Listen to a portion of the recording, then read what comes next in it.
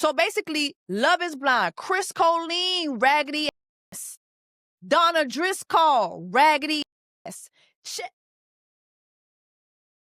Y'all got Chris Paul money, but y'all don't want to put that type of budget behind casting people who are actually mentally and emotionally prepared for this experience. But y'all won't use that type of money to make sure that y'all are not casting people like Edmund who are eating their boogers and making out with the floor.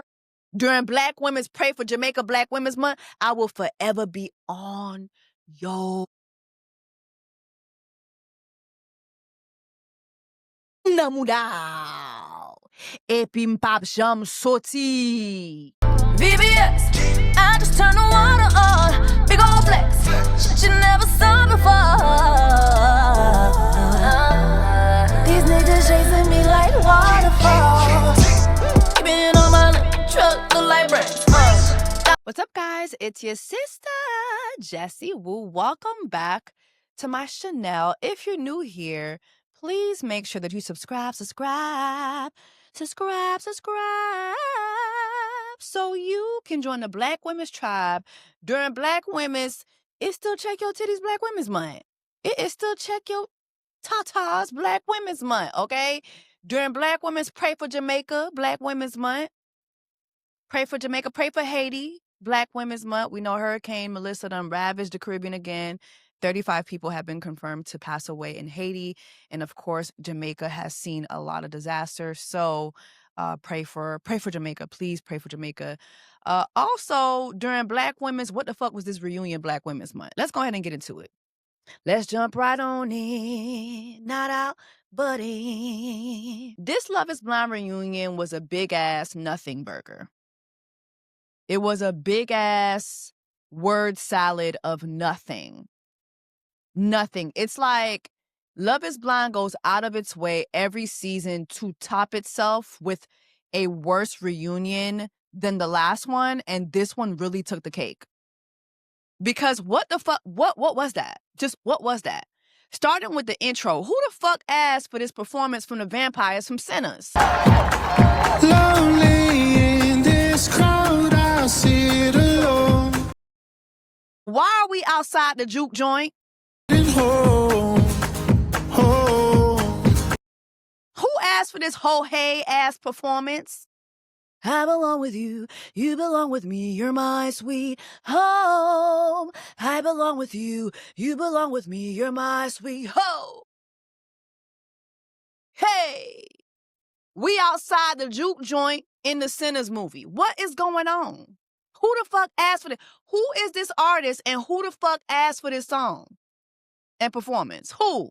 Tambourines on stage, like who the fuck asked for this? So we got the Lil Nas X of folk music on the stage, singing a song nobody asked for. And you could tell they had him perform that song over and over and over again because the crowd knew the words. There's no telling how many damn times that man sung that damn song for them miserable, them poor people in the audience. Okay?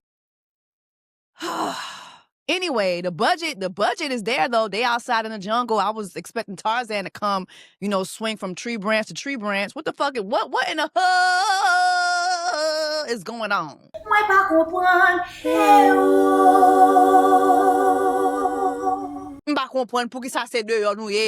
is the reunion outside? I don't understand that. I don't understand. We outside with Tarzan and them.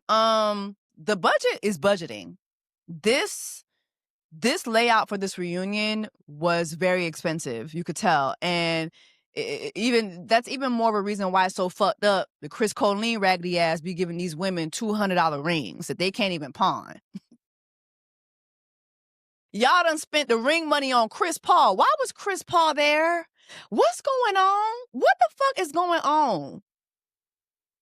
We're gonna get into it, child. The budget was nice. It looked like a very extravagant set. Let's talk about everybody's outfits. Jordan was definitely best dressed. Jordan looked really, really nice.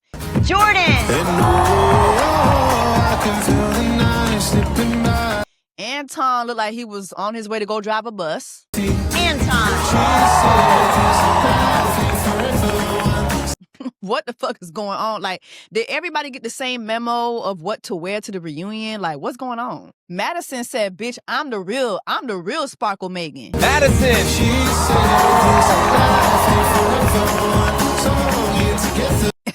Sparkle Megan, who, bitch? Here's Sparkle Maddie, okay? I was like, yes, revenge body, even though Joe don't give a fuck. But she looked good, though.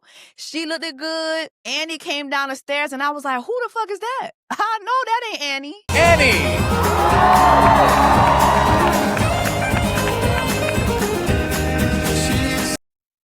Annie, are you okay? Are you okay, Annie? Annie, are you okay? That is not Annie, are you okay? During Black Women's Pray for Jamaica Black Women's Month, that is not the same Annie from this past season. Absolutely not. Somebody's lying. Who the fuck was that? Who the fuck is this, and what did y'all do with Annie? Okay, so we jump right on in with Megan and Jordan. And is it me, or the way the questioning was streamlined for this reunion was just horrible. Like, it was just horrible. We just jumping into things like just raw, no condom or nothing, Lord, no lube or nothing. But also, for some of these couples, there was nothing really asked. We really didn't get anything out of, like, and then the lattes still suck. Like, they suck. I don't know if it's their fault or maybe it's production's fault that they're dictating what questions are asked, maybe. But I just feel like it just was fucking weird. Like, this was the weirdest. This was by far the weirdest Love is Blind reunion. It just was streamlined, very, very weird. Like, obviously, nobody got married, so there was no good news. Like, all the cast members did so many interviews, so we learned nothing new. Madison, the story that she told, we'll get into that in a little bit, but the story that she told about Joey, we heard that so many times.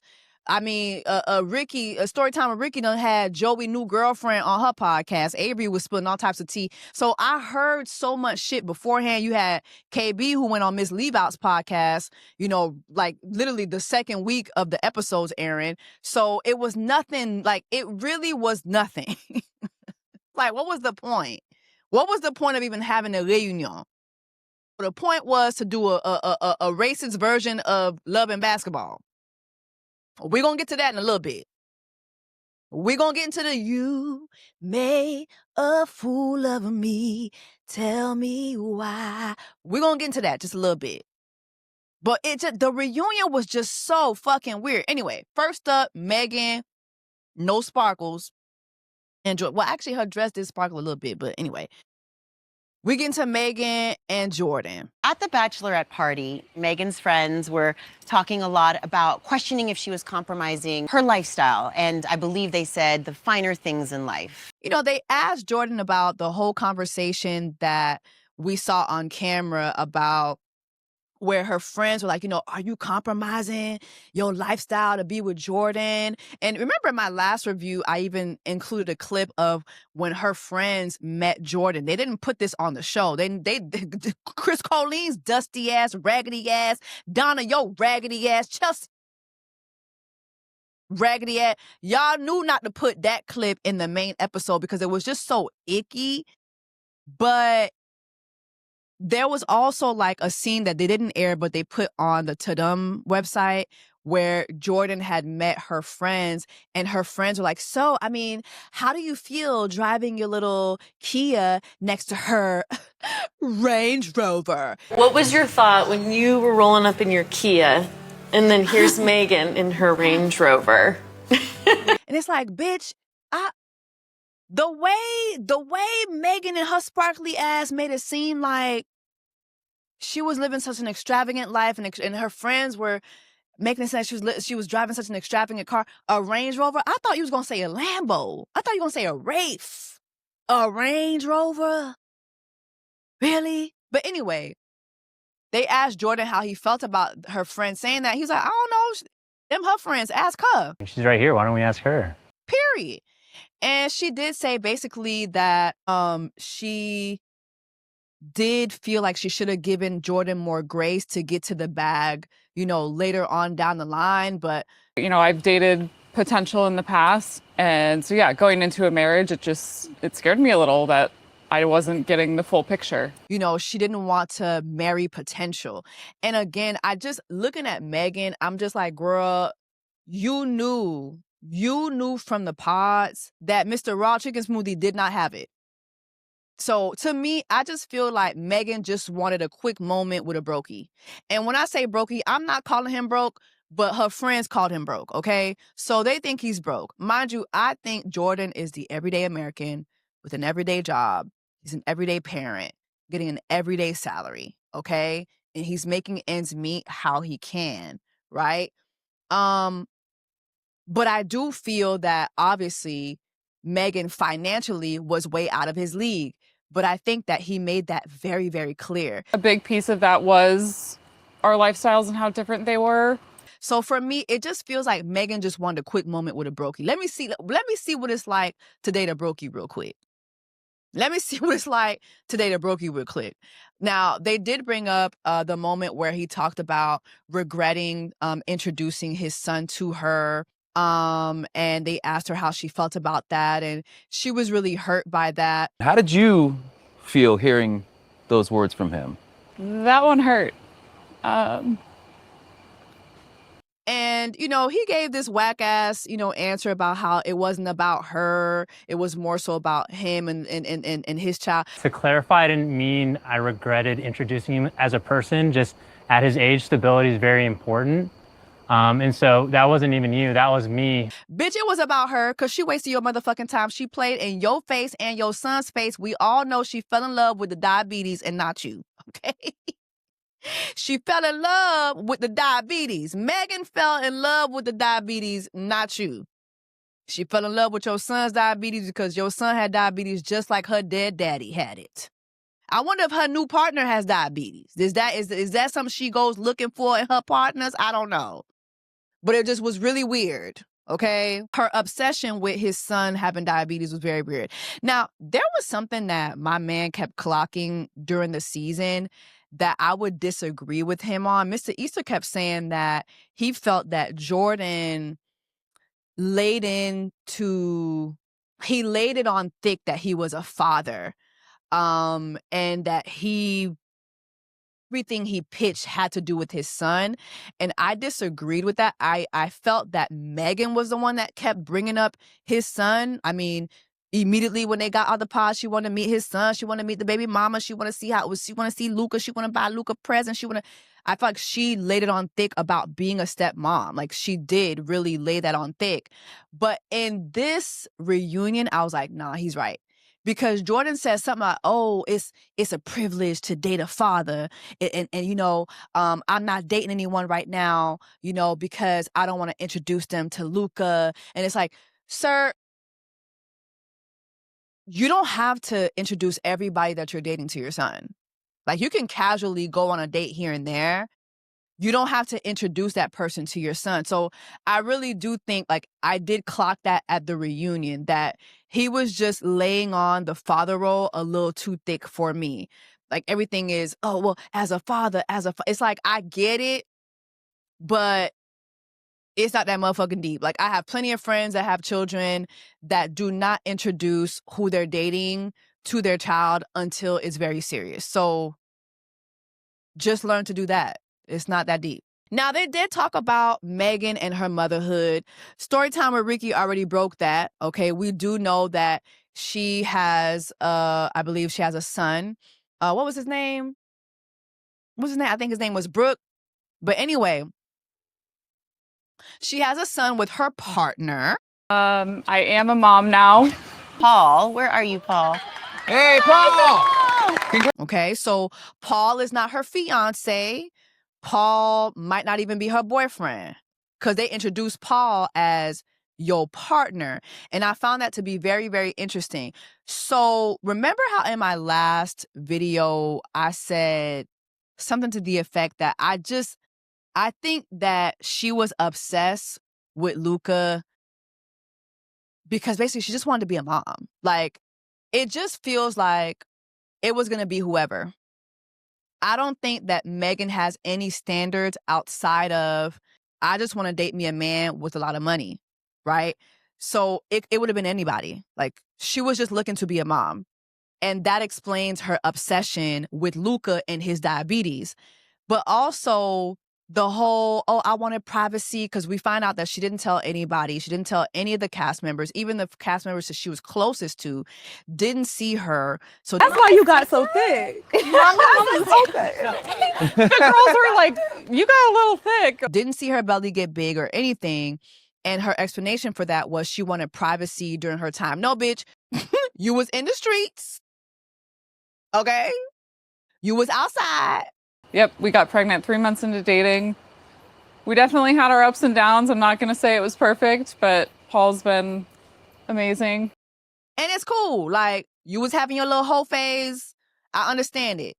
After you dealt with that brokey for a little minute, you dealt with raw chicken smoothies for a little minute. You know, you say, you know what, let me go back to the streets. I'm going to give you that, right?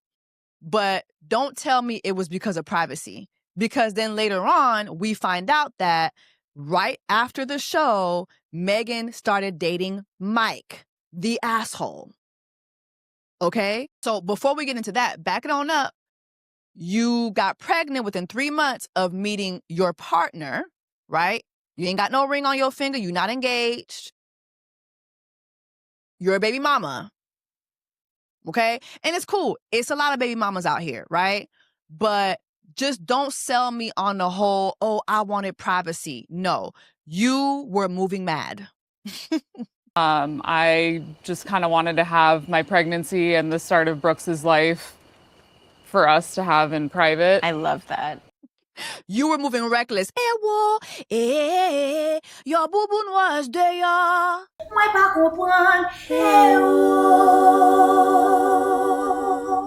Bouboune te dehors. Ou tap simen bouboune non toute la rue et Denver. You were simen your bouboune in the Denver streets, okay?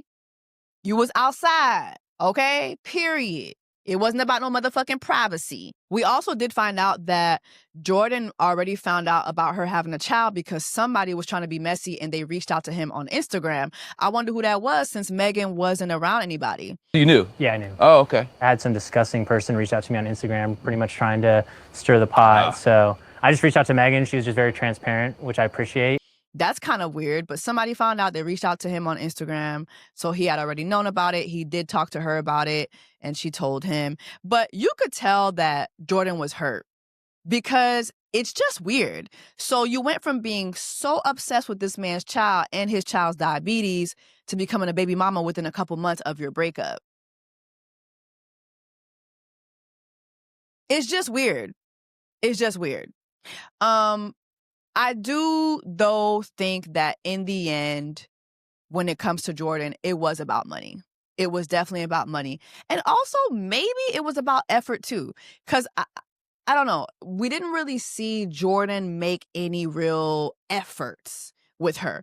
Like, I understand you are tired. You're going to work all the time. So I get it. Like going to work, being a service manager, it's a lot. Then you got to be a dad, and you in a 1-bedroom apartment with no headboard. You drinking raw chicken smoothies, and please don't tell me that the chicken smoothie was cooked. It was not. That chicken was not cooked. I know cooked chicken when I see it.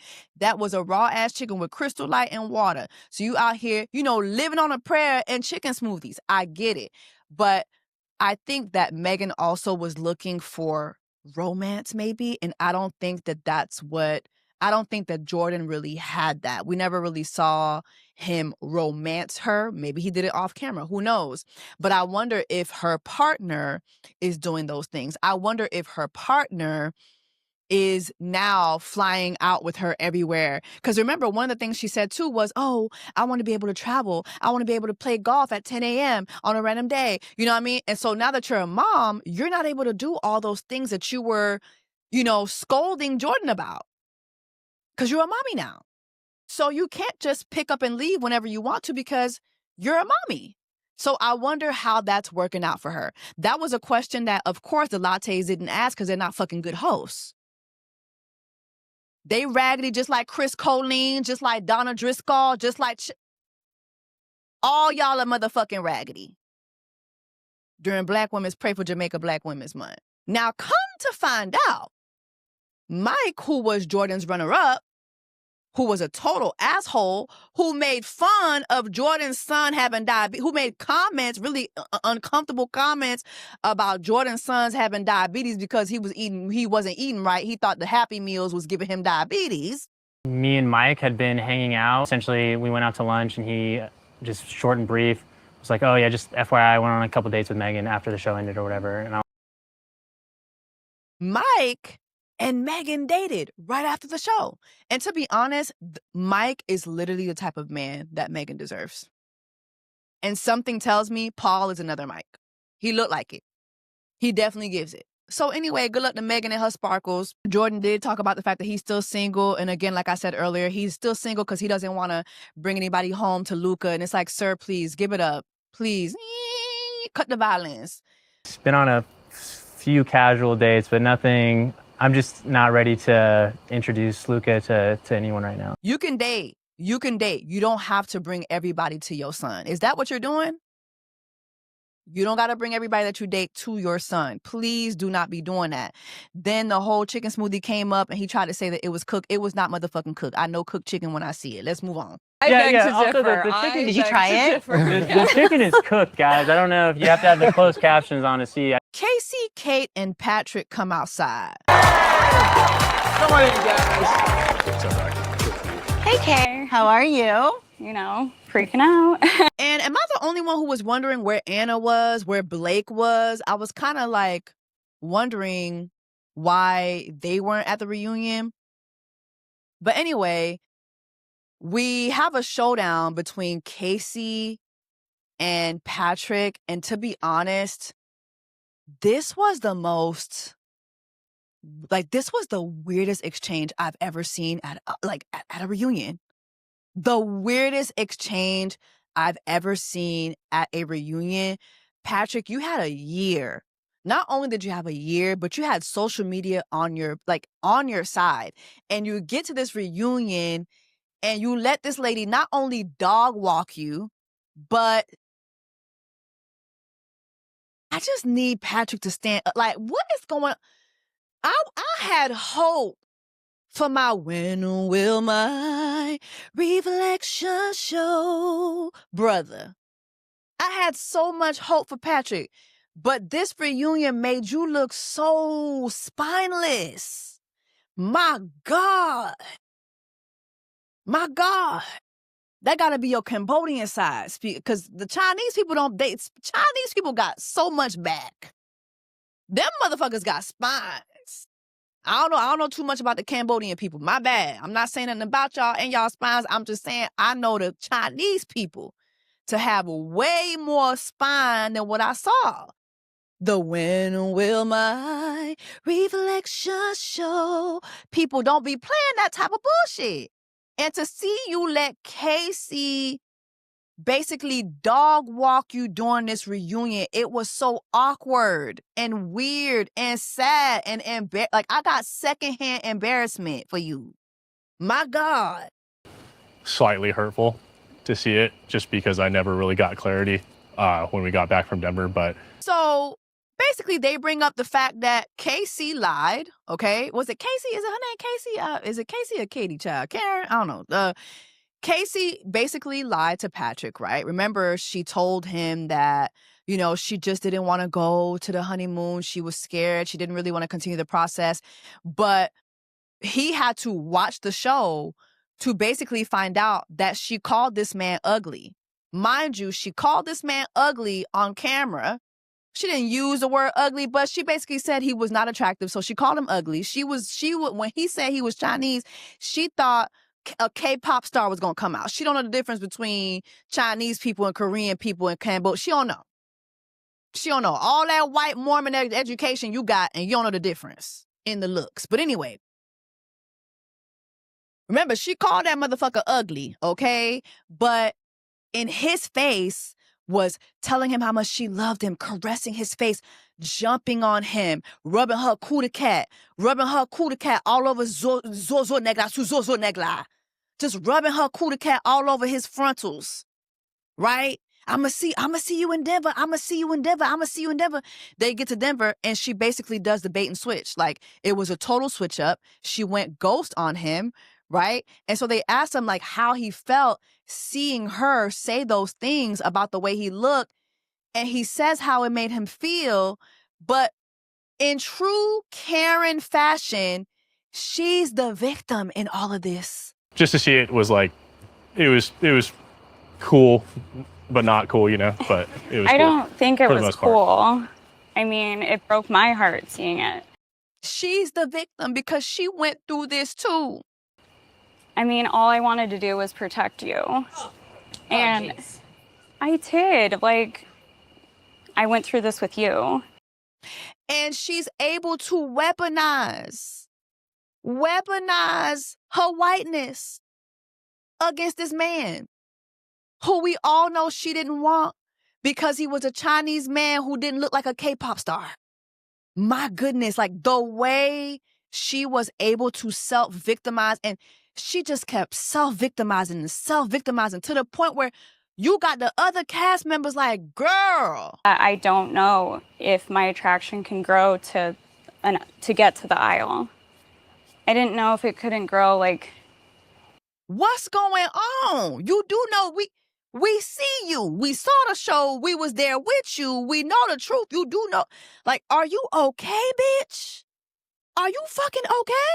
So you even had Kate bring up the fact that, I mean, it's weird. I just find it's upsetting me and my homegirls that you was doing all that pussy popping and tootsie rolling on damn well you didn't like this man. You thought he was ugly and you don't want to give him his ring back. I'd heard that he had asked for the ring back and Casey said no, and I don't know the intimate details of that, but I had heard that, and I could tell there was bad blood. And here go Allie jumping in. Of course, Allie. Of course. I'm not surprised. Were we surprised by Allie? The ring thing is so weird, though. Like, Netflix provided the rings. Like, I don't think anybody has the right to, like, claim a ring. Not wanting Casey to give that man his ring back? Who was surprised by that? Who was surprised by that? Doesn't she give Jackie a little bit? Jackie, who didn't want to give Marshall his ring back? Y'all hoes are pathetic. Them rings are only $200. Like, please. Y'all hoes cannot be that down bad. Like, please. Give the motherfucking ring back. What's going on? So then she gives a story about how her emotions were heightened. And mind you, her emotions were heightened for days and days and days and days. This man was trying to reach out to her, trying to talk to her. She always had an excuse. Finally, he had to just say, yo, like, I'm just looking for clarity. Like, I just want you to tell me what's going on. It's like when we were at the honeymoon, when we were about to go to Baja, you was all on me.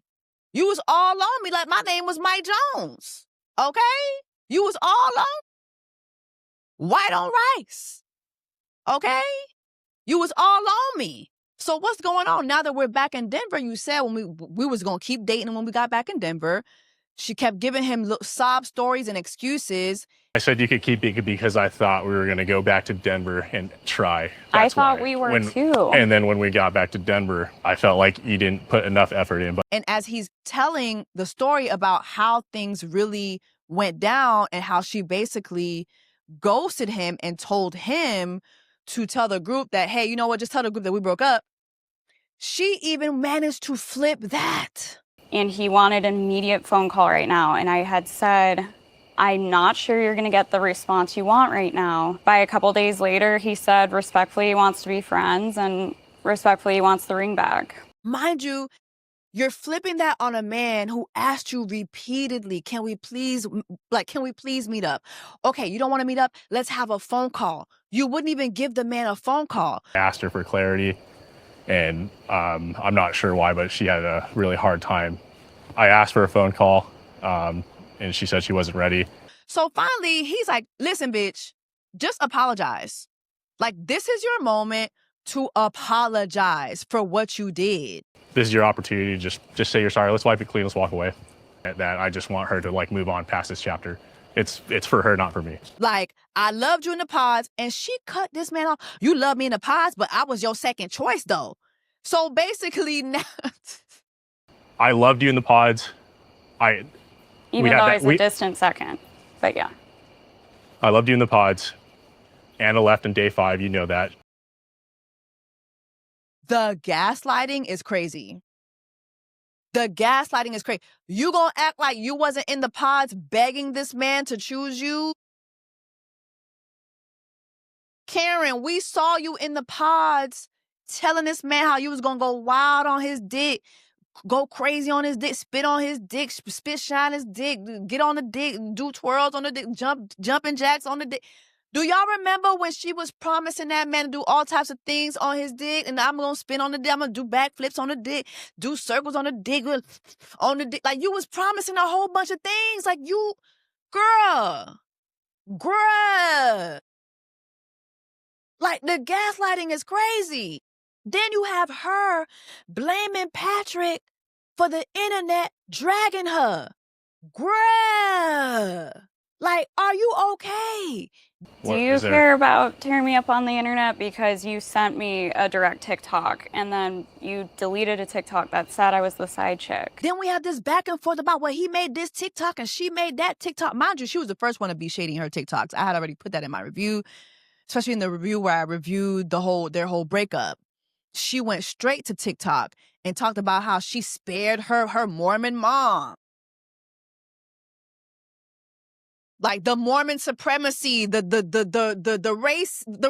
racism. Like, girl, if he wanted to be a little shady after that, so well, whoop-de-doo. Whoop-de-motherfucking-do, bitch. You had it coming. The fuck? You sat in those pods and told this man, your family's like the United Nations, y'all collecting different races like Infinity Stones. Your daddy was in Korea, colonizing Koreans through karaoke with your sister still out in Korea singing and shit. You sold this man on a dream, bitch. And because he didn't come out looking like a K-pop star,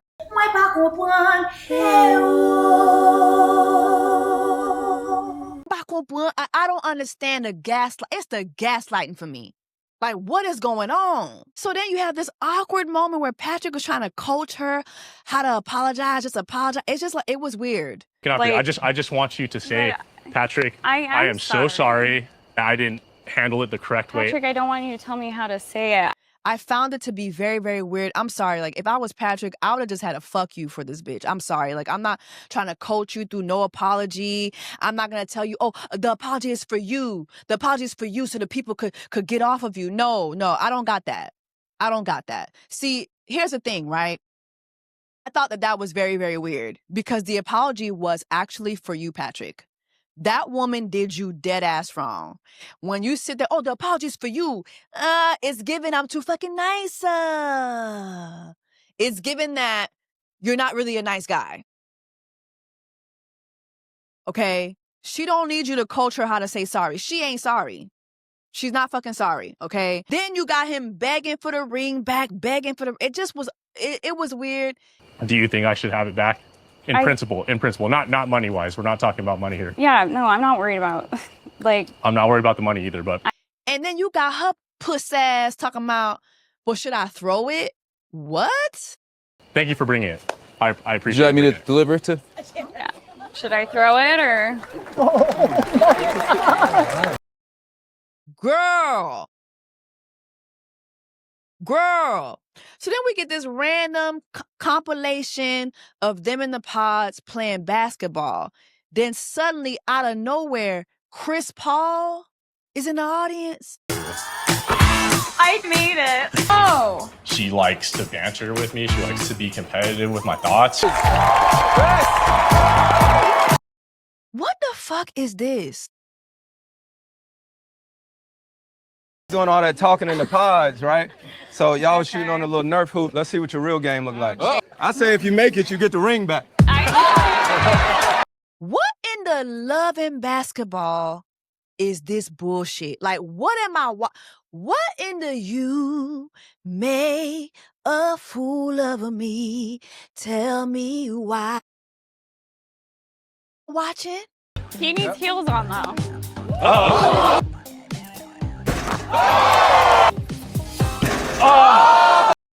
Like, what? So now you got Chris Paul. Why is Chris Paul here?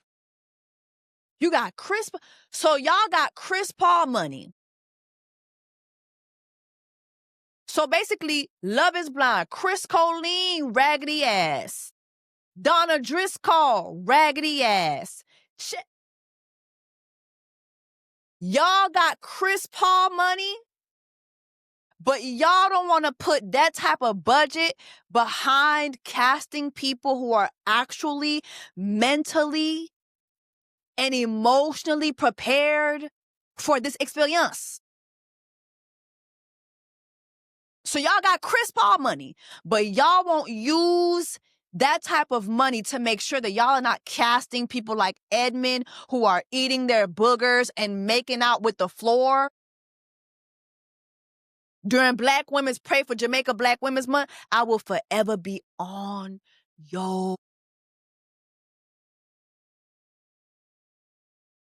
Namudao. Epi mpap jam soti. Hey. Mpap jam fout soti.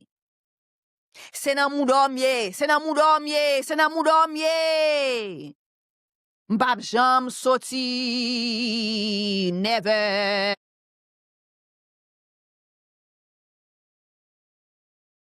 Y'all got Chris Paul money? So then we have Love and Basketball. We got Patrick and Karen playing for her ring. What the fuck is going on? Mind you, at this point, right, we're literally like more than halfway through the reunion. Like we're at the halfway mark, I believe, at the very least. Chris Paul is like, yeah, y'all got to play for the ring. Whoever wins, get the ring. What? What? For the ring. For the ring. For the ring. Oh my God. Your heart. Made a Joe.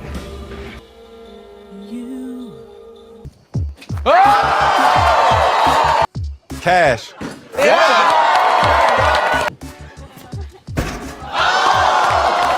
And what makes this worse, Patrick loses. Hey.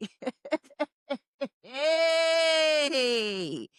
When will my reflection show? Oh my God, the When Will My Reflection Show people are taking nothing but L's on this show. My goodness. My God. Love and Basketball, but make it racist. Love and Basketball, but make it with a white woman who lied to this Asian man about being attracted to Asian people until she saw his Asian ass. Then she lied and told him she was really still interested in his ass. She was still gonna date him. Mind you, she called his ass ugly behind his motherfucking back on camera. We gonna have her and him play for her ring. Hey. What am I watching? What's going on? Hey. Casey gets the ring. I'll give it back to her in Denver. And then Patrick says he'll give her ring back in Denver. Child, please. Oh my Casey, God. have it. Keep You it. don't have to It's do a beautiful ring. It fits you way better than it fits me. You earned it. Way better than it fits me. Patrick, you don't stand for nothing. That's your problem. I said it before. Anna ran circles around you. She gaslit you too. When she told you, oh, but you didn't really want me because you went on to Casey. Like, the lady literally ghosted you in the pot, ghosted everybody and left the experiment and literally was running circles around you. Then we have Karen, running circles around you on this reunion too after what she did to you. And not after what she did to you on the show, but then going online and making slick-ass TikToks and content, and then only to come to find out, lo and behold,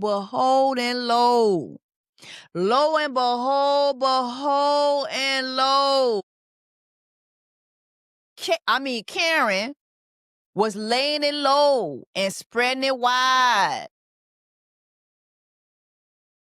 Immediately after the whole experiment, she was up in Joey's face, according to Kate. You and Joe Dated. We went on dates, yeah. How many dates roughly? Was this a long thing, a short thing? You got Joey acting like he don't know. Do he know that y'all dated? Oh, well, how long? It's an awkward back and forth about how long they did. Joe, I like you, but this reunion did you no favors. Matter of fact, this reunion did nobody any favors. All y'all are weird. This whole cast was weird. It did nobody any favors. But Joey likes to do this thing where he acts like he don't know what the fuck is going on. Bitch, you know what the fuck going on. How long was it? Month and a half? Month and a half. Or a month, maybe? I don't know. You know you dated you dated Katie for a month and a half. Is it Katie or Casey, child? What's her name? Casey? Karen? You know you dated Karen for a month and a half. You know it. What the fuck is wrong with you?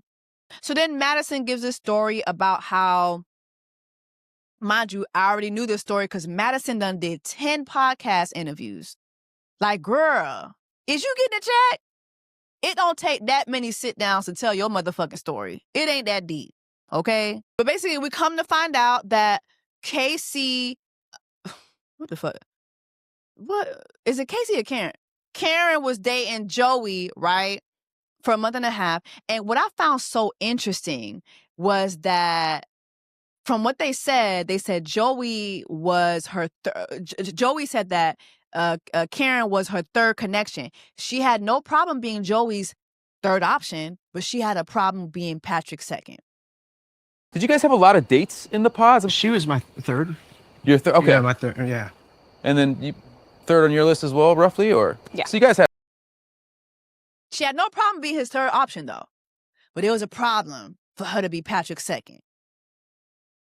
Did y'all find that interesting? But anyway, basically Madison gave this story about how the night before her and Joe's breakup, that there was an outing where I believe some of the podsters was there and Joe's friends were there. And then like while they were out at this outing, she looked up and Casey had her paws on Joe, child. I look over, Casey has 2 paws on Joe's chest. Did I ever have 2 palms on your chest that night? I don't know. I can't remember, but that's... And again, Joe could not recall. Joe couldn't remember. Is that what... And she couldn't remember either. It just was fucking weird. It just was fucking weird. Now, what was also weird was Madison basically saying that their connection is what ruined her engagement with Joe. And Madison, girl, sister, girl. I actually think that whatever their connection was affected my engagement. Sister, I know you going blind, but you're not blind yet. Did you not watch the show? Did you not see yourself on the show? Don't get me wrong. Joe ain't shit, okay? Joe ain't shit, but he not the villain in your story, okay? You were very, very insufferable. Very insufferable. If that's why you think we broke up, that is not the case. Oh, no. No, I mean, like, that and there that was a has huge nothing to influence do to with our story, I would say. That was like after and... Right. And you do a lot of begging. A whole lot of begging, okay? Come to find out, too, according to one of the podcast episodes that Madison did, she told the story about the fact that her and Joe didn't break up on camera for real. They broke up off camera. But production said, well, we didn't get it on camera. We need it on camera. What happened the night after the tux fitting, after he ran out? So the night of tux fitting, we went out to a bar in Denver, like a few of us. It was like me, maybe one other couple or 2 other couples. And then a whole bunch of singles showed up. I was like, how do they even know we're here?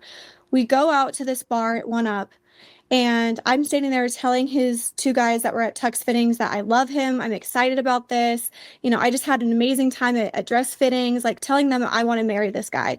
He's standing right there. They know full well what just happened at tux fittings. No one is telling me. Like, I'm literally standing there, ring on my finger, like, oh my God, giddy, excited. And then I look over and Casey has 2 hands on Joe's chest, talking to him like this. In his words, she was giving me googly eyes. That night, after that, we end up going to another cast member's house. We all hang out, whatever. We go back to our apartment, and I have a real sit down with him. I'm like, look, I want to do this. Like, if you jump, I'll jump. Like, we're coming to the precipice together. Like, I want to do this with you. I need to know where the hell your head's at. Like, I know you're not going to talk about it on camera. his face dropped. He like went totally pale and he looked me in the face and he said, "You're not it. I'm going to say no at the altar."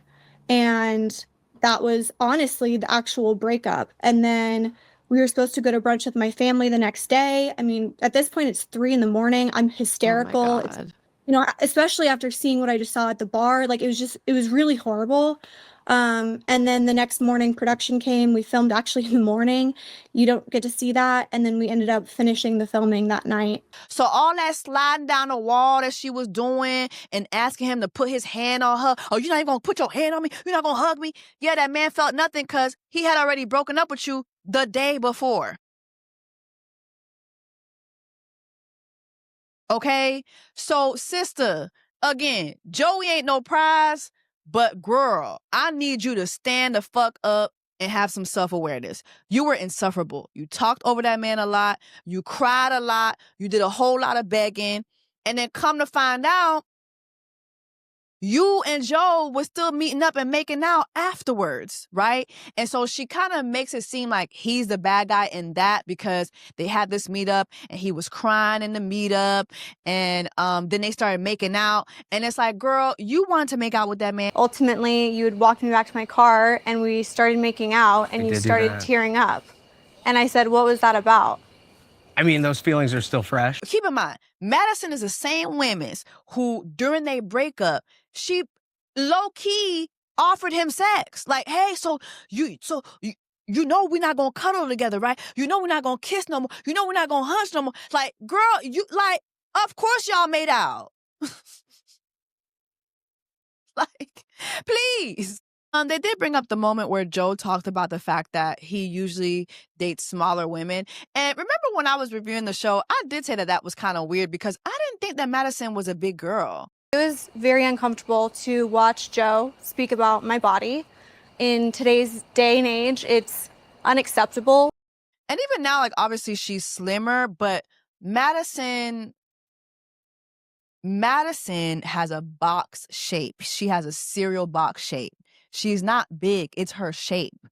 So I never got that. I'm really happy that Joe did apologize. But even in his apology, she wouldn't accept the apology. Like, Madison, you just do too much. To be honest, Joe's not sorry for what he said. After that 5-minute conversation, I deeply apologize, but that is not what I was going for. I'm very sorry about it. That'd be the other thing. Let me ask y'all something. Why do y'all be wanting apologies from people who don't really mean what, like, who ain't sorry? Like, if it's in a professional setting and somebody like disrespects me, like in the workplace or in a professional setting, that's different. But in a situation like this, I'm not looking for no motherfucking apology. That man stated his preference. He stated his preference is not gonna change. Obviously, like immediately afterwards, he's making out with Casey. He's dating Casey, and now he's dating Avery, who's also a slim girl. So it's like, you're looking for an apology for what? He ain't shit for having that as a preference, but what are we looking for an apology for? That's not going to change his preference. It's not going to change his outlook. Kate and Nick have a conversation now, and I thought the transition to this was really crazy. It was a crazy transition, but also the first question Nick should have been asked is this. Why are you gay? Who says I'm gay? You are gay. Period. The fact that was not the first question that Nick was asked, I'm sorry. Like, this entire reunion was a waste of motherfucking time because he's gay. He's fucking gay. Like, what are we talking about with this man? What are we talking about? But anyway, he had a conversation with Kate. You know, she brought the fact that he did use Christian supremacy basically to break up with her. And mind you, at this point in the reunion, we're like 40 minutes in, and the reunion is only like, I think, an hour and some change, like an hour and 5 minutes long. We still haven't heard from KB, Edmund. We've heard from the entire cast. Like, so many storylines dipped into each other, and the Blacks was just quiet the entire time. I didn't understand that. Like, what is this? Like, why did we Rosa Parks the Blacks? What the fuck? Like, the Black folks are in the back of the bus somewhere. Like, what is going on? Why weren't they asked anything? That was so fucking weird. But anyway. Watching the pod episodes back, it didn't feel like he wanted a marriage. It felt like he wanted an audience to me. It felt like this is why women have trust issues. Kate tells Nick that she feels he wasn't really looking for marriage, and she ain't wrong. He was not looking for marriage from none of y'all hoes. That man want a man. He wins. Okay? He is not delivered. Okay? He like the men's. Okay? His mama said it. All right? And the fact that that wasn't addressed at the reunion is crazy to me. I'm sorry. Like, what? During Black Women's Pod, am I drinking a chichi mankia? Like, the fact that the fact that we did not ask this man this question. Morning to you. Why are you gay? Who says I'm gay? You are gay. During Black Women's Pod, am I drinking a chichi man bar? Blaze the fire, make we burn it. Like, we didn't ask no real questions at the no real questions got asked during this motherfucking reunion. A waste of motherfucking time. A waste of motherfucking time. Then they pan over to Annie and like, who the fuck is this? Annie, are you okay? Are you okay, Annie? That's not Annie from the season. This is why women have trust issues, right? What did y'all do to Annie? Because that's not her. That's somebody impersonating Annie. That's not Annie for real. That ain't her, okay? What did y'all do with Annie? But anyway, the conversation comes up of, you know, Nick being a love bomber. And he's like, listen, like, I never really got the playbook on how to date women. We know. We know. We know. Oh, we know that. And like, let's talk about the love bombing, because I'm not denying it. Sorry, because I've never had the playbook on dating two women at once, and it was really wrong. Nous connaissons. Nous connaissons. Okay? We know that your gay ass was a scheme that Chris Colleen raggedy ass came up, okay? Came to us with to set up the bullshit. We know that. We know that your gay ass being on the show was Chris Colleen. Chris Colleen's raggedy ass came up with a scheme to come to us with the bullshit. We know that. We know that, okay? Then Kate was saying how everything that comes out of Nick's mouth sounds like it's Chat GPT, even down to his apologies, you know, even the things that he was saying in the pods. And she not lying, like... Felt like you like went into Chat GPT and like looked up pickup lines for how to get a girl to fall for you. It really did. He did. He was very robotic. He was very... It did give Chat GPT-esque. Even down to his apology. She wasn't lying about that, but at least he gave a good apology. At least he gave a good apology. I will say this, Nick is better than me because Annie, I could not do Annie. I would not be able to survive Annie ever. So I'm going to give Nick credit. Even if he is a Chat GPT ass motherfucker, so whoop-de-doo. Whoop-de-doo. So be it. I'll take that. Then we get to Annie and Nick, and she was basically saying that, you know, her whole meltdown where she was begging him to stay with her and just try, even though he told her he did not want to be with her, and being the thought of being with her made him feel unwell. Yeah. I think I was chasing the feeling of being in the pods, of being so in love with somebody that I could picture my life ahead. Girl, you just want to be married. Annie didn't care. Annie did not care about who was going to marry her. Annie just wanted a ring. That's all she wanted. I want to get married. I want to get married. That's all she kept saying, even in the pods. I want to get married. I want to get married. She didn't care. She just wanted to be able to walk down the aisle. That's all she wanted. The famous text came up, because remember when she was texting somebody, she was like, yeah, we're not getting married. Ain't no wedding. She actually said that was a friend of hers who was about to buy a flight to come to Denver. And so she texted her friend that so that she wouldn't buy that flight. But honestly, it gives me that Nick had already told her that he was breaking up with her, and then they just filmed it for the camera. So she told her friend, hey, don't come. Don't bother. Don't come. Don't bother coming. Joe and Nick have a conversation about Joe's comments at the hoedown. Remember, Joe was saying how he do not fuck with Nick. He don't like Nick.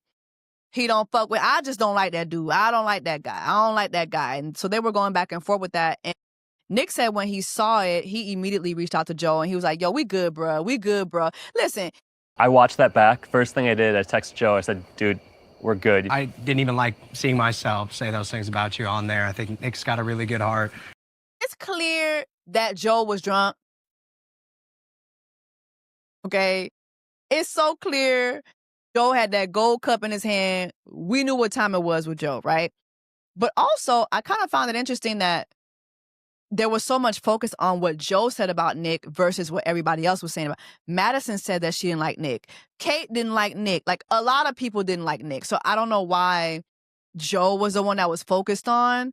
I would have liked to hear why everybody didn't like Nick at that moment. But of course, that question was never asked because the Lattes are horrible hosts. Then come to find out, lo and behold and lo, we didn't know this from the show, but Brandon was is it Brandon or Brennan? I don't know, child. Brandon was one of Kate's connections. And so Kate was talking about how when everybody got back to Denver, people were just swapping partners. Everybody was just dating each other.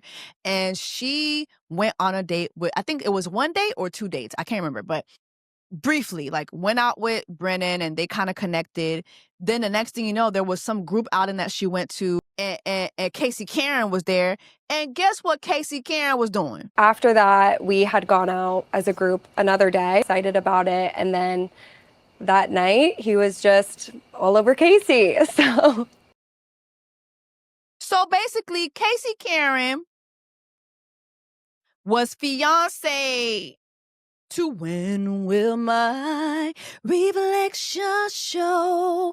Patrick called that man ugly, didn't give that man back his ring, and started laying it low and spreading it wide amongst the cast. That is so not even true.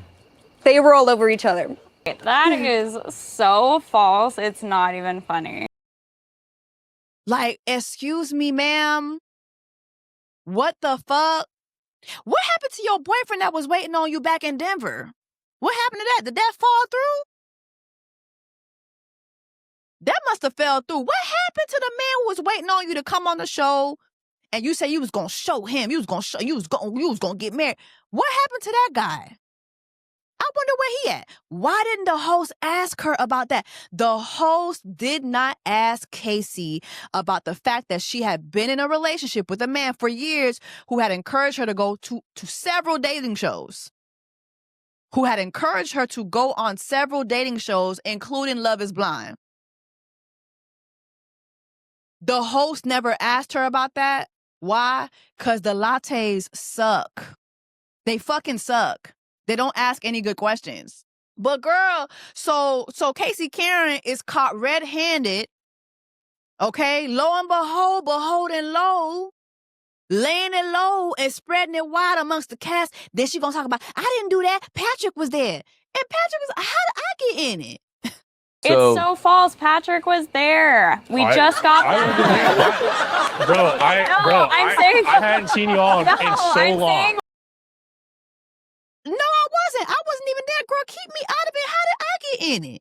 I don't know nothing about this. So at this point, it's 20 minutes left on the clock. Like, literally 20 minutes left in the reunion. And we hadn't gotten a peep from Edmund or KB. It was so weird to me. That was so weird to me because we had heard so much from all of these different cast members. So many stories were overlapping or commentary being given. Nothing from Edmund or KB. Now we're down to Anton and Allie. Anton was very upset about the fact that his best friend's girlfriend went into the bathroom and told Allie what she said about him being in strip clubs. He's like, that was wicked work. I think he said nasty work or wicked work.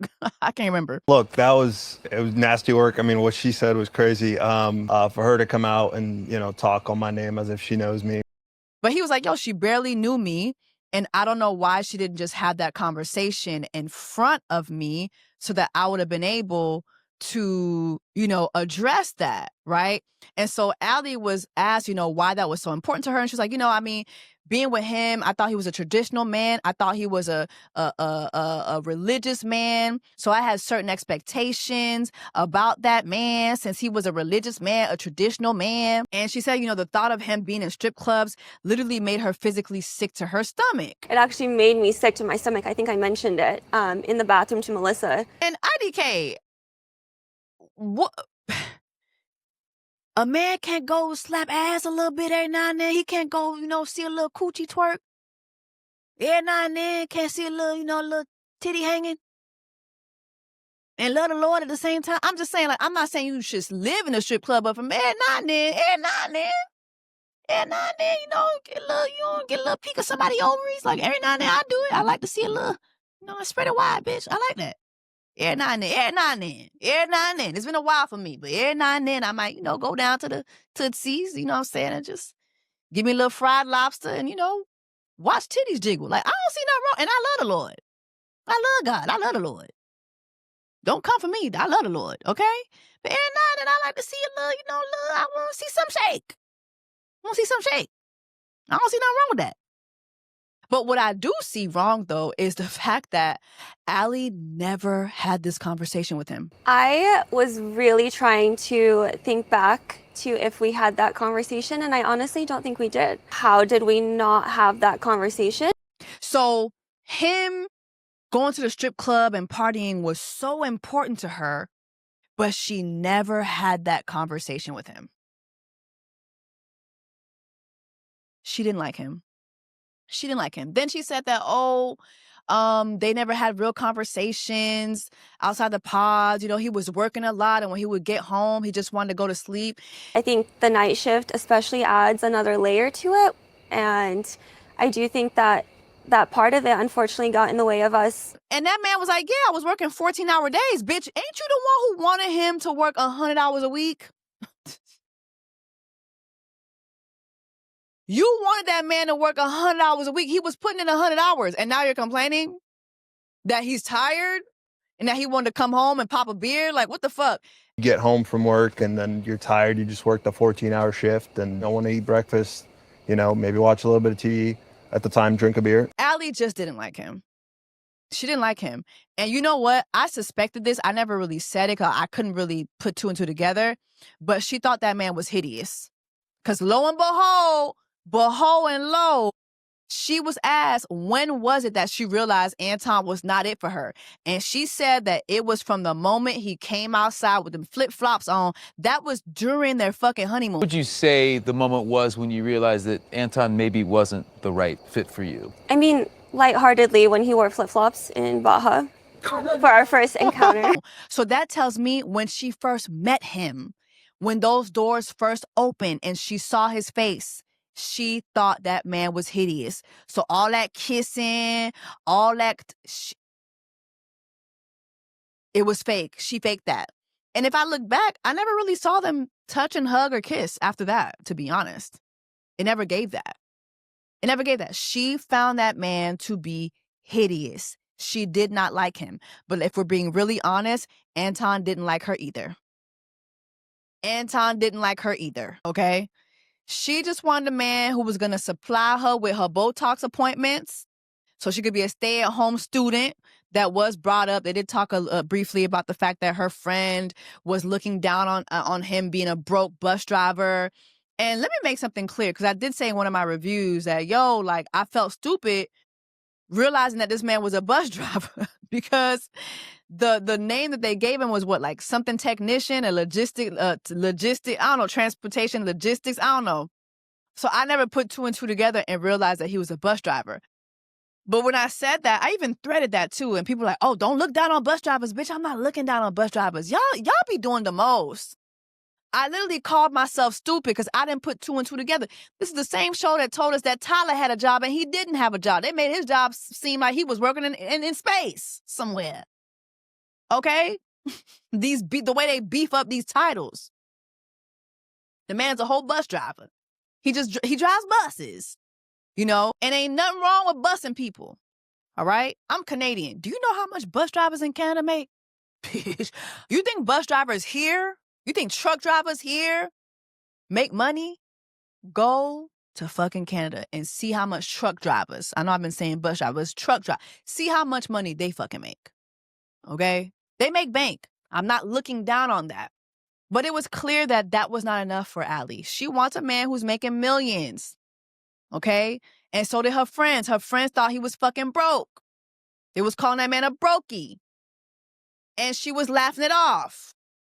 Okay? Was it concerning seeing that? Yeah, I mean, it was. I think, that maybe played some role, maybe it didn't. I don't know. And when it was kikiing about him being broke, she kiki too. But anyway, he got the last kiki because Anton is in a relationship and has been in a relationship for a year. I've actually been in a relationship for about a year, and yeah, her name's Miranda. She's right there in the audience.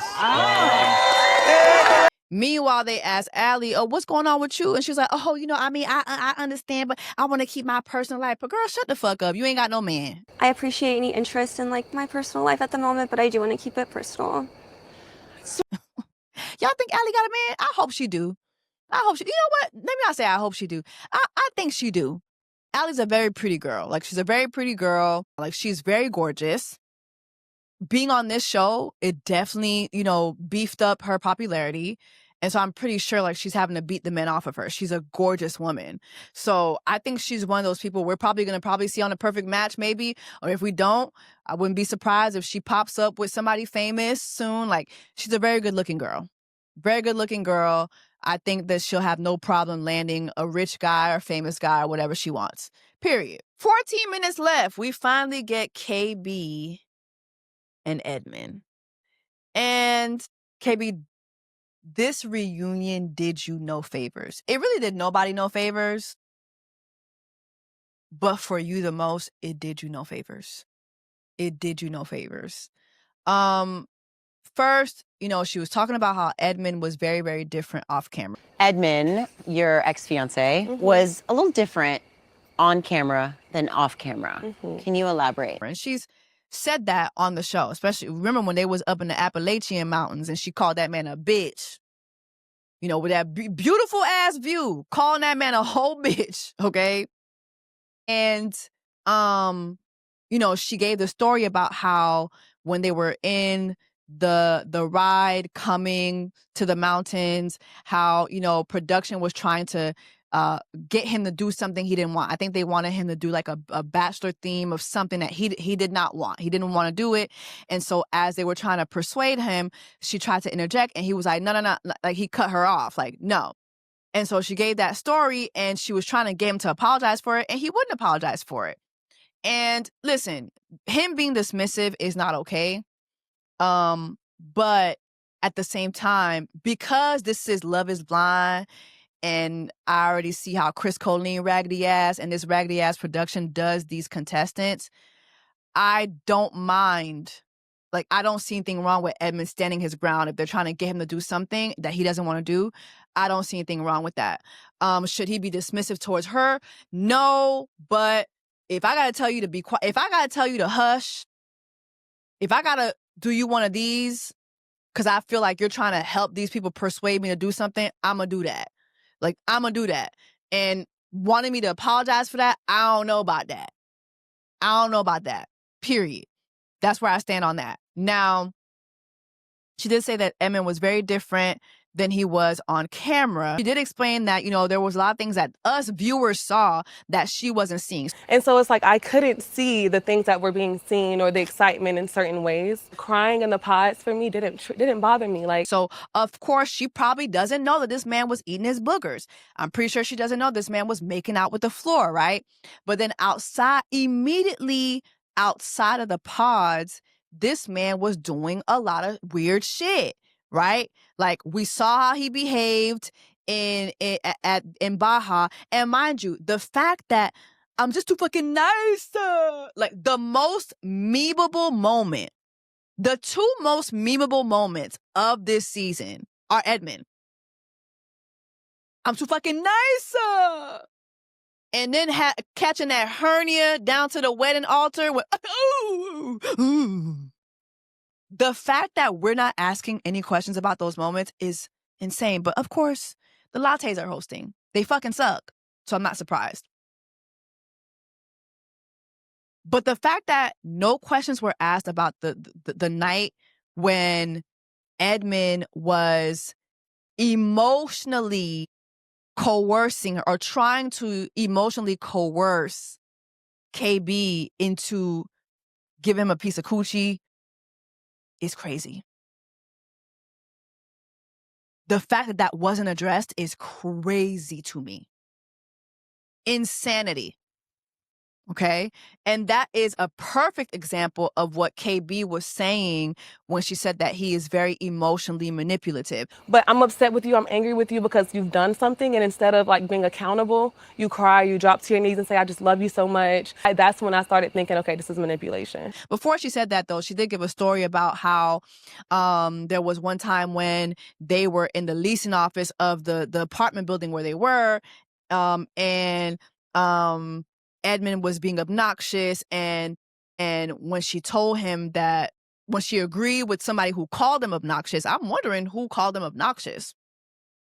I'm wondering who called him that. But anyway, she agreed with that person. And so she says that he got on the floor and started crying and was on his knees. I love you, KB. I love you, KB. I love you, KB. She said that Edmund cried for 10 days straight. For 10 days straight when they first got together. And was a total asshole to her after 10 days. Like, literally woke up on the 10th day and was like, I'm not going to cry anymore. And just turned into a complete asshole, right? He like woke up one day, he was like, I'm done crying. And I was like, okay, cool. But then he became kind of like a butthole. So the tears went away, but then he became like a butthole in a sense.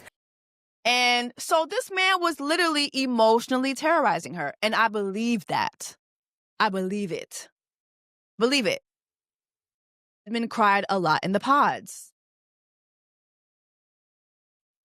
Cried several times on camera post the pods. Edmund behaves like a child. Edmund, to me, honestly, mirrors someone who might be on the spectrum. And a lot of you guys don't agree with that, and I don't give a fuck. I'm not saying he is. I'm saying he does mirror that. And I think a lot of you guys don't understand that some of us who are saying this, not only are we saying it's a strong might, yeah, we're not doctors, but a lot of us have people in our families that are like this. I have a family member who was never diagnosed, has never been diagnosed. But from the time this family member was small, we all knew. But his mother refused. Like, she just refused to get him the help that he needed. She felt that he could grow out of it. She could mother him through it, right? And literally, there's been conversations amongst some of us in the family, like, the day his mom leaves, what is he going to do? The day his mother leaves, what is he going to do? Okay? Some of us have family members who have never been diagnosed, right? So we don't really know where they are on the spectrum, but we know most likely they're somewhere there. And as Edmund is even speaking to her, it's just not making sense. He's not all there. I don't want to manipulate anybody. I want to be able to speak from my heart and how I'm feeling. So for me, speaking from my heart and how I'm feeling is being taken as manipulation. He's not all there. Now, I think Edmund is full of shit when he says things like he doesn't remember. He doesn't remember what she's talking about. I think he's full of shit. Absolutely. I think he's very emotionally manipulative and emotionally abusive. But KB, you are verbally abusive. And I said this on Threads like 2 weeks ago, and when I tell you folks dragged me, I didn't give a fuck. I kept on tweeting, threading, I don't give a fuck. Because I know I'm right. Like, I know I'm right. I'm not wrong. I'm just early. That was like 2 weeks ago. Only for us to get to this reunion. Lo and behold and lo.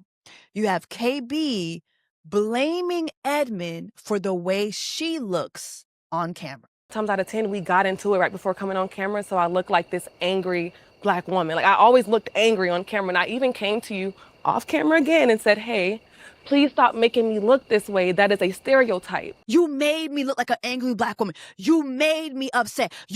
When I called you a bitch, it's because you made me say that to you. You were being dismissive to me. You made me so angry beforehand because you were choosing to be selfish. You said, I don't want to be late. You made me do that to you. You made me do those things to you. You made me look like this.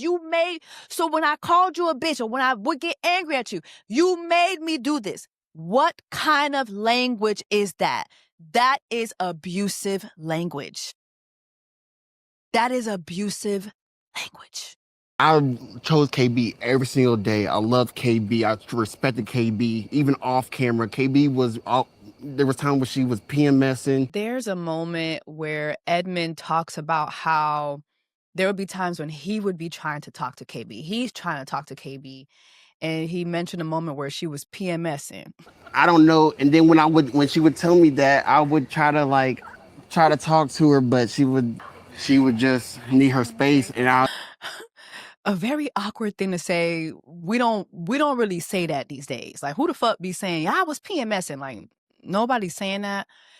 But when he's telling the story, he's talking about how he would try in his way to speak to her and she would not listen. Try to talk to her, but she would just need her space, and I gotta respect that. So when I hear him say that, and she's not denying it, when I hear him say that, it just sounds to me like both of y'all do the same thing, but in different ways, okay? Edmund is dismissive, and he can be very emotionally abusive and manipulative. But, later on you hear Nick, I think it was Nick's talk about how, well, maybe he was just too emotional. Is that something that you're not used to? Maybe it's just his emotion. No.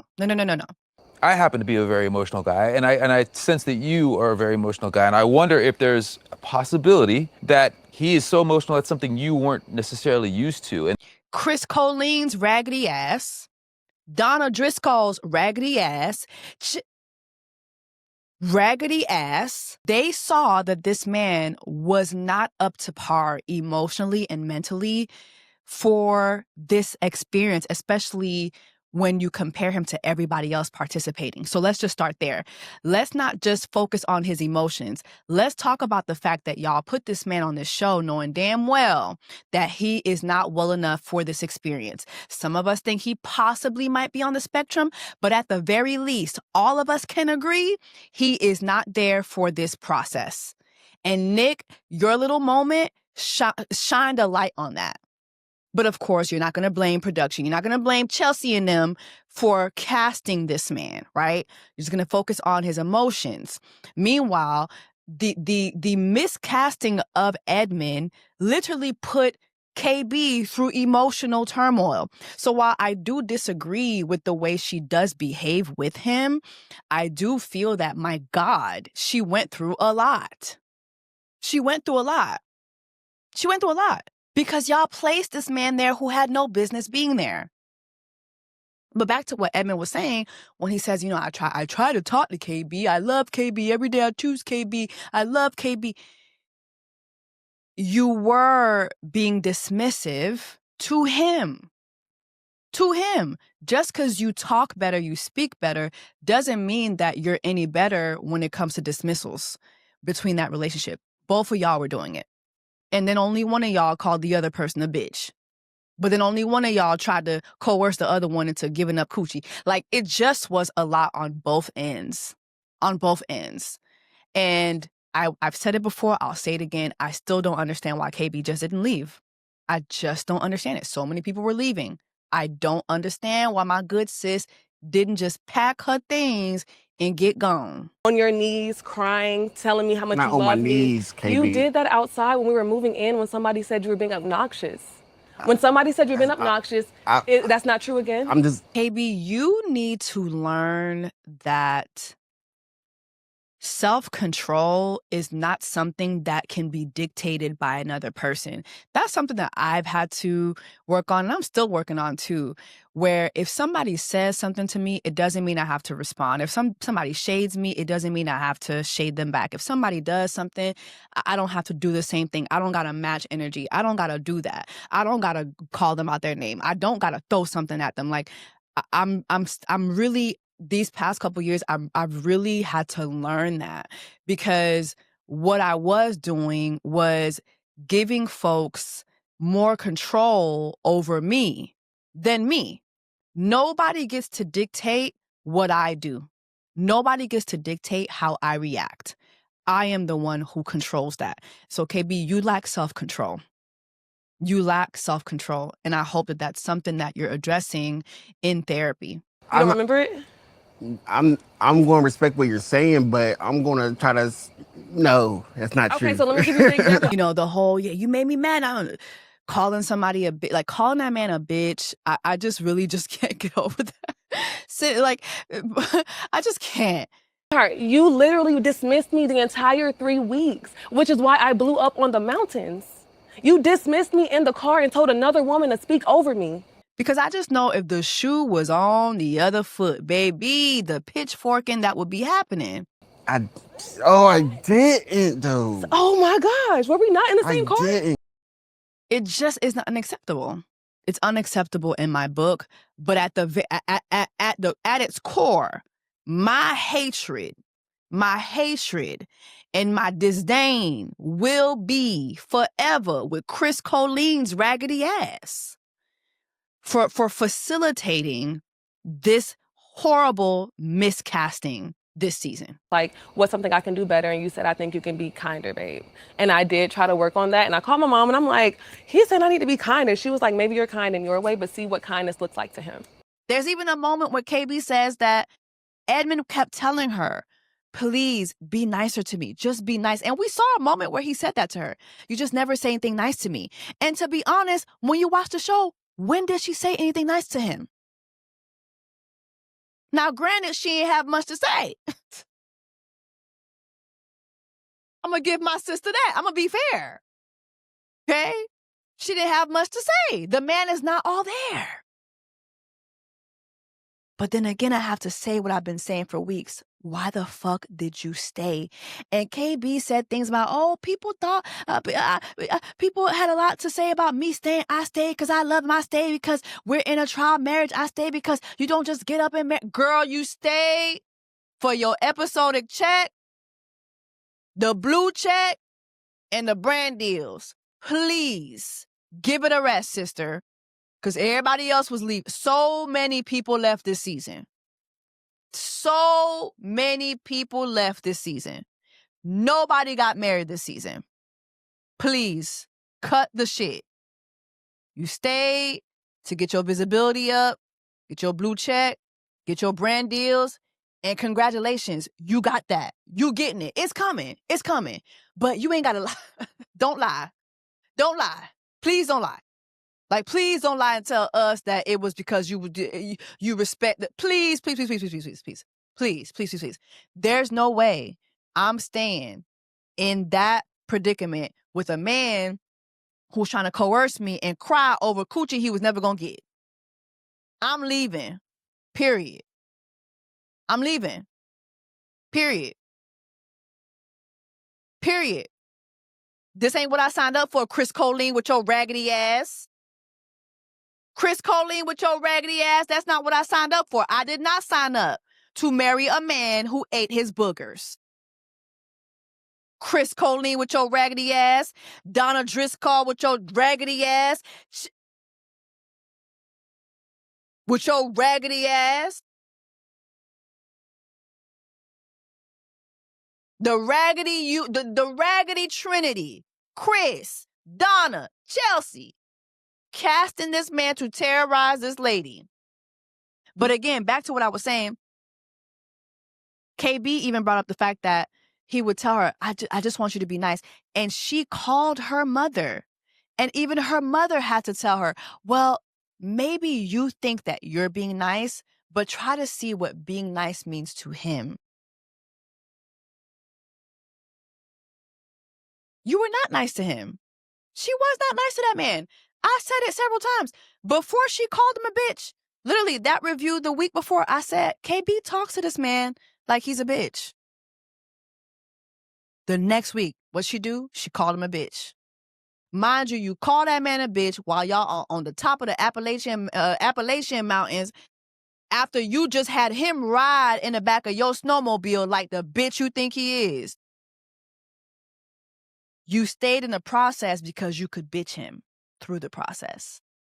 So with this whole experience though, KB, I was so locked in on you. Period. And what was also very abusive to me was after, because even in her delivery, she's still so angry about it. And also, like, you did not deserve to be cussed at. You didn't deserve to be called a name. You did not deserve that. And I'm so sorry then, and I'm sorry a year and a half later watching it, I got so icky. But it was after all that when she told him, oh, and don't ever accept, you should never accept somebody talking to you the way that I talk to you. Somebody calling you a bitch. And please never accept that kind of love, no matter how bad you want that love. Don't accept that love. That's not what love looks like. I don't want nobody talking to me like that, and so you shouldn't accept that. Somebody treating you the way I treat you should never accept that. Don't ever accept that. I felt like I was at the gaslighting Olympics. But again, that goes back to what I said before. Edmund ain't all there. Because I don't know no man who's all there who would stay with a woman who called them a bitch. Stop talking to me, bitch. That would be your last bitch to me. All the men that I know, none of them would stay through that. But Edmund did. Edmund did.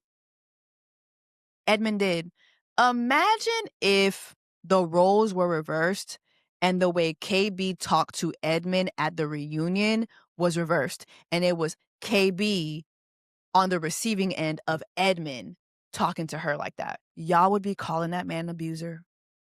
It'd be so easy for y'all to spot when men are abusive, manipulative, when they're gaslighting, when they're narcissists. But it's so hard for y'all to see those traits in women. That's kind of concerning for me. It's concerning for me.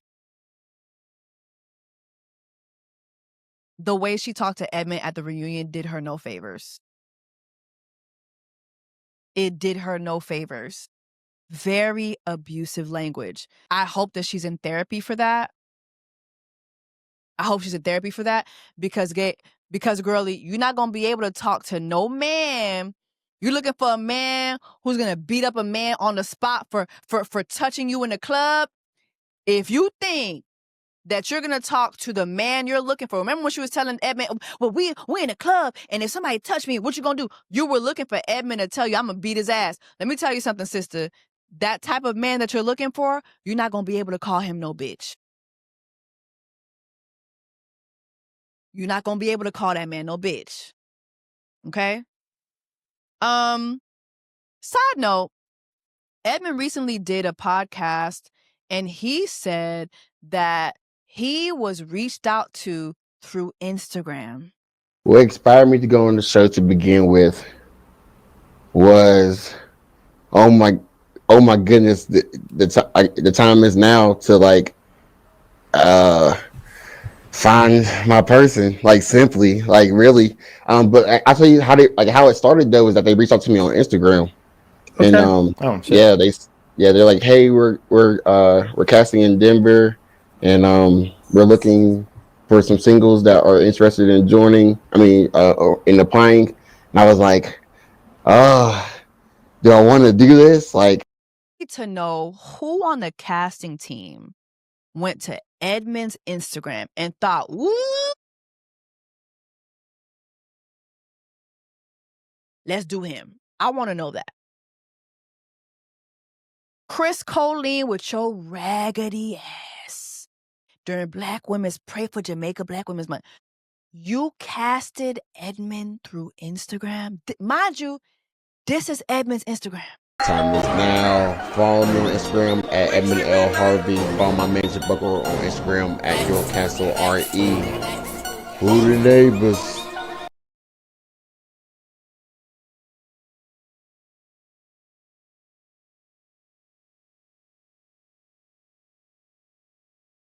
This is Edmund's Instagram. I'm selling real estate. Listing over 2,000 square feet.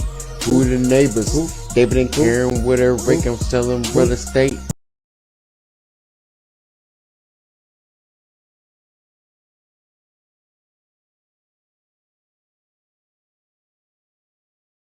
Chris Colleen, raggedy ass. Donna Driscoll, raggedy ass. Chelsea, raggedy ass. And mind you, you know, Chelsea has had Kwame out here saying she ain't got nothing to do with the casting process. Here is Jordan detailing how he talked to Chelsea during casting. And then I interviewed with Chelsea, and she was like, you should definitely watch some of the shows so you know what you're getting into. And I was, when do I be wrong?